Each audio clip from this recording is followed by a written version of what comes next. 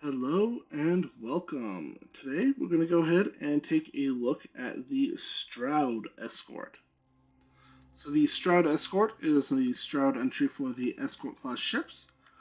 These ships are designed to go ahead and escort merchant caravans to their destinations and blow up anybody who tries to interfere with said merchant caravan.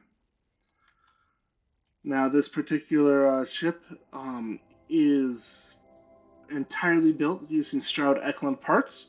So you can go ahead and put everything together right over here at the Stroud Eklund Star Yard in Narion. The restriction for the escort ships is basically just that it has to be able to sleep at least 4 people, and it cannot have anything that requires a Starship Design rank higher than rank 2. So I can have Starship Design 1 or Starship Design 2 components on here, but no Starship Design 3 or 4. This makes the ship more of a mid-game ship, because all of the pieces that require Starship Design rank 4 tend to be also have a level limit of, like, say, 40 to 60, whereas a lot of these pieces that require Starship Design rank, 1 or 2 are somewhere in the, rank 20 to 40 range. So, let's go ahead, dock,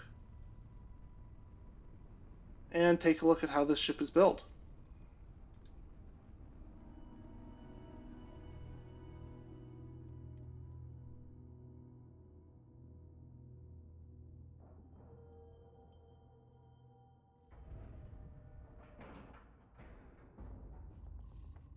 Alright, so first things first, let's go ahead and do an interior tour. And you'll see that we are immediately starting off in the Viking cockpit. Behind us, we have the Stroud control room. Through yet another door, we have a companionway, the ladder going down and 3 doors. Over here, we have an all-in-one berth. Over here, we have another all-in-one berth. Coming down, we have the armory. You can also see that our landing bay access is right here, and our docker access is right there. And then finally, we have living quarters right here. So I will note that this ship therefore has 2 bathrooms, 10 beds, 3 galleys for some reason, and a reasonable crew size. Now, you could very easily swap that living quarters out for, say, a captain's quarters or, um, what's it called? A workshop if you just want easy access to workbenches. If you need anything, just Stroud Eklund, maybe. Let me show you our stock.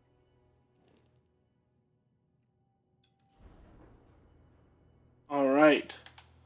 So, I'm going to go ahead and get my colors in my palette.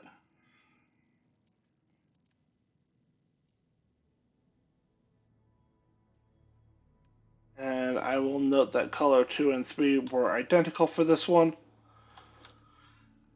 And then I'm going to select everything and delete it.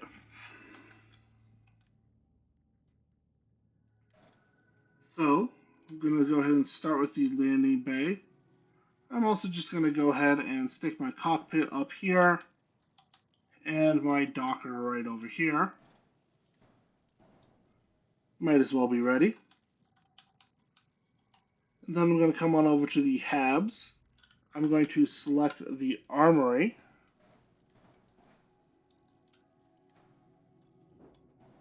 Then in front of this, I'm going to go ahead and select the living quarters. Then here I'm going to put the companionway. And then I'm going to go ahead and select the control station. And then I have my all-in-one berths. Now, Stroud has all-in-one berth A and all-in-one berth B.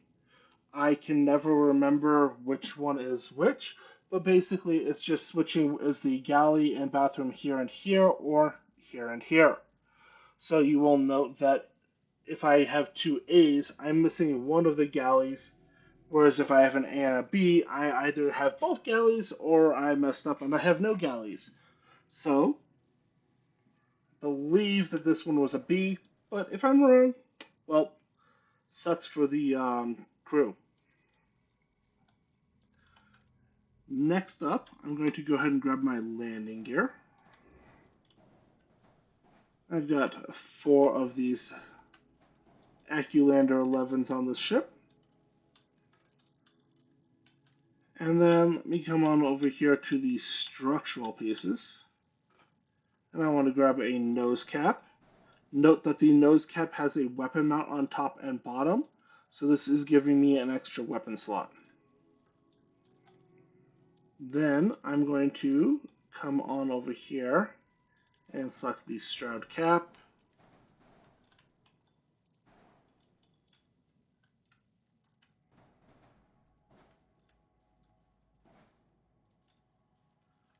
And then the Stroud cowling.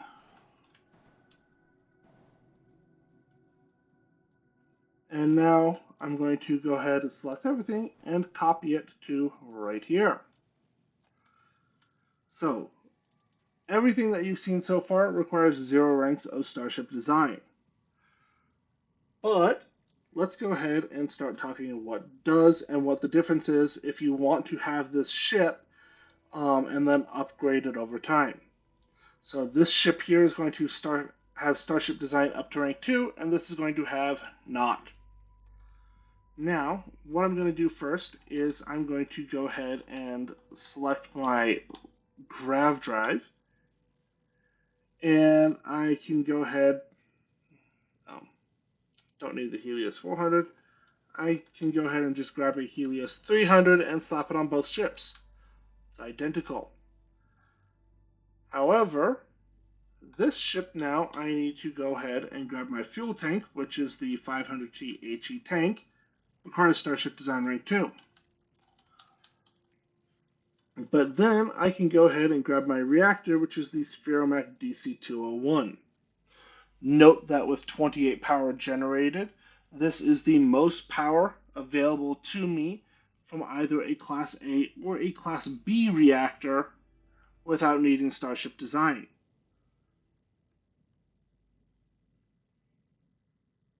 Or higher ranks of Starship Design, I should say.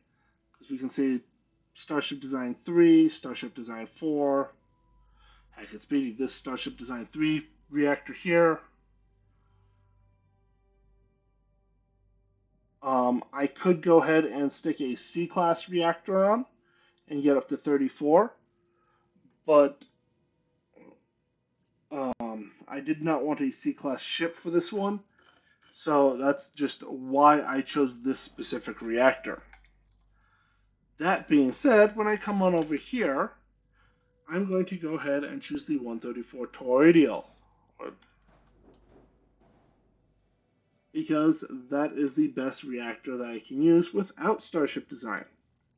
Additionally, since this one has fuel and this one does not, I'm going to go ahead and add the fuel tanks here. And I'm just going to slap on a pair of Titan 550s. I could use a lower grade one if I need to save some mass later. Now, let's talk engines. So, one of the best reasons to get Starship Design is the Slayton engines. I can go ahead and stick 4 of these on. It's only going to require 8 power to operate. And each of these gives me nearly 3,000 maneuvering thrust. Meanwhile, if I come on over here, I am using the Ammon 3 engines.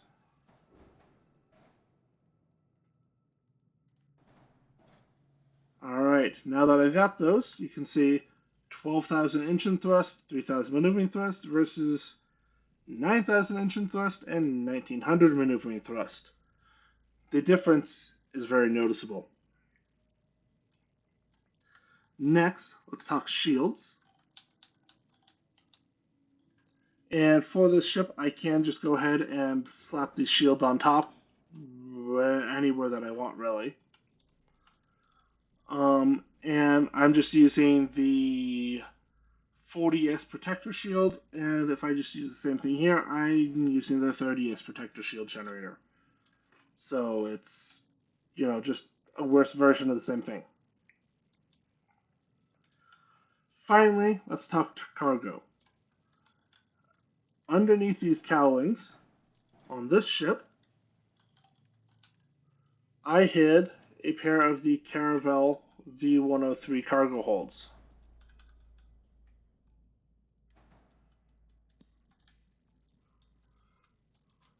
Now, on this ship, I can't. I can, however, hide a pair of the Caravel V102 cargo holds. I'll give this ship 600 cargo. And I just flip that into place.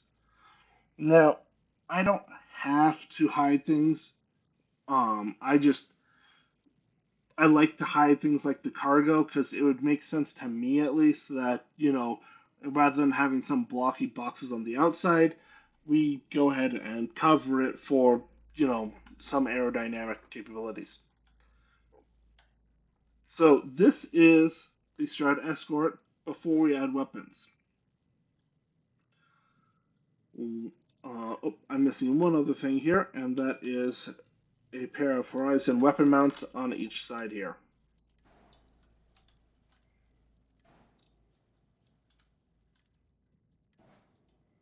Alright, now before weapons, let's go ahead and take a look at the ship that requires Starship Design. Now you can see we are rocking 770 mass. We still have that 28 light year jump range. We've got plenty of mass available before it's going to drop below 27. And you'll note that with these engines, even though we've got 1,000 cargo on this ship, we still are hitting 100 mobility. Now, if I look at the no Starship Design rank required, we are a very similar mass, actually slightly more mass. No surprise that our shield and hull and cargo are worse. However, our mobility drops from 100 to 71. This is a very, very noticeable difference. Now, one thing that we could do to get slightly better mobility is we could go ahead and take these fuel tanks and then shove them somewhere else, so that way we can fit a fifth engine in. But that's still only bringing us up to 84 mobility. So, if you don't have Starship Design, just know that your ship is going to be more sluggish and less maneuverable. It is not the end of the world, but if you like this ship design and you want to build this ship, you can build it really early this way, and then as soon as it becomes available to you, you can swap these out for the SA-4110s.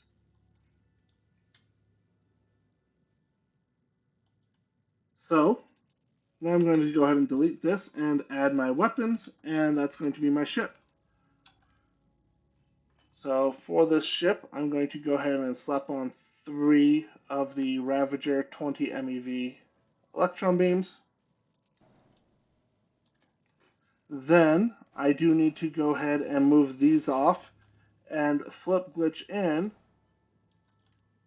my PBO-30s.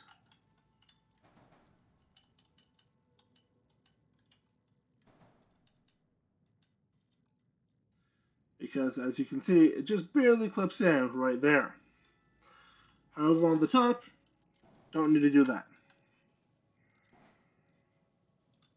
Next, I'm going to come back here, and I'm going to slap on 4 Atlatl 280As.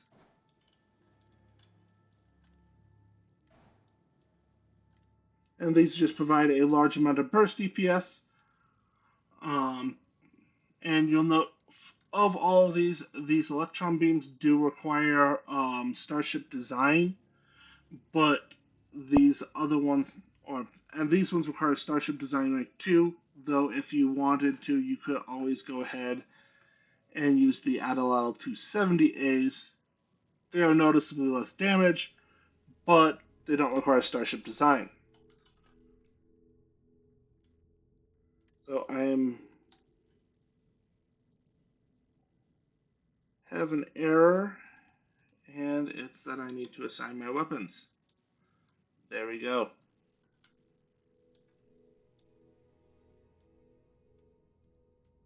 Alrighty.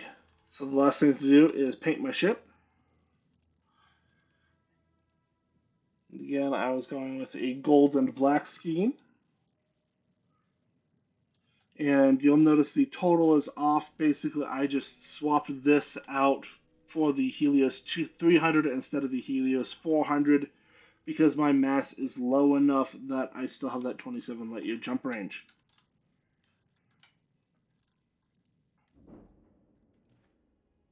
So, now that that's all done, let's go ahead and take this ship out for a spin and see if anybody wants to play in Serpentis, but, you know, not too hard.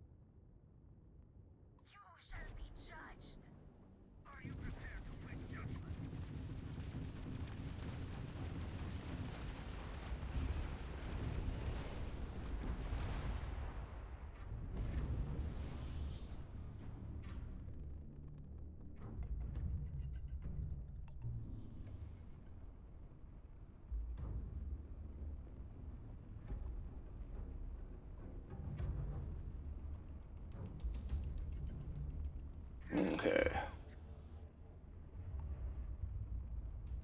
Yeah.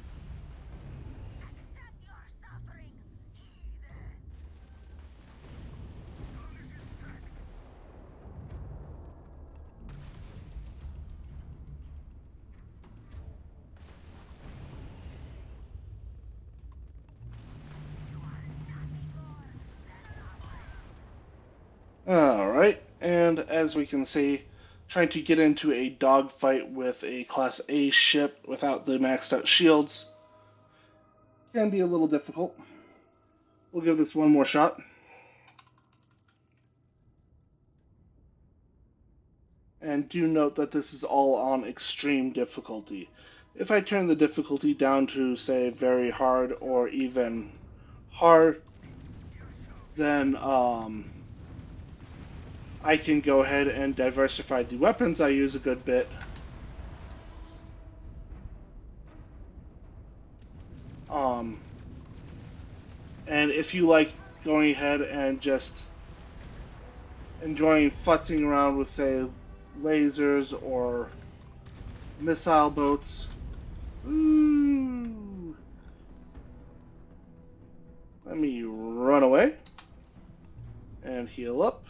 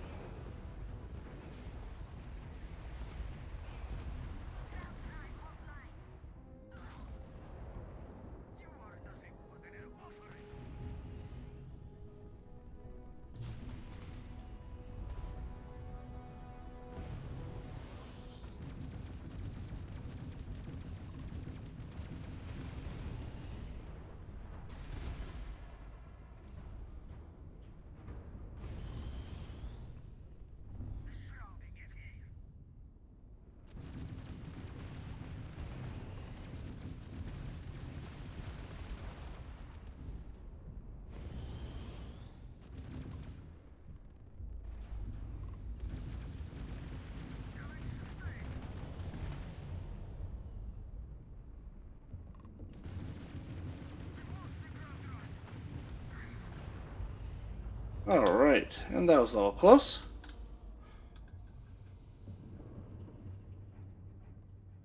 So, ship does have what it takes, barely, to tangle with opponents on expert difficulty, or extreme difficulty. However, like all Class A ships without any or without significant Starship Design, it is going to feel very light and finicky. Um, and then you get situations like this where you take a lot of damage. Now, I am on New Game Plus 2, and I am also level 145. So if there's any sort of level scaling or New Game Plus scaling, um, that is going to make my engagements more difficult than if you were to take this ship out with a brand new character.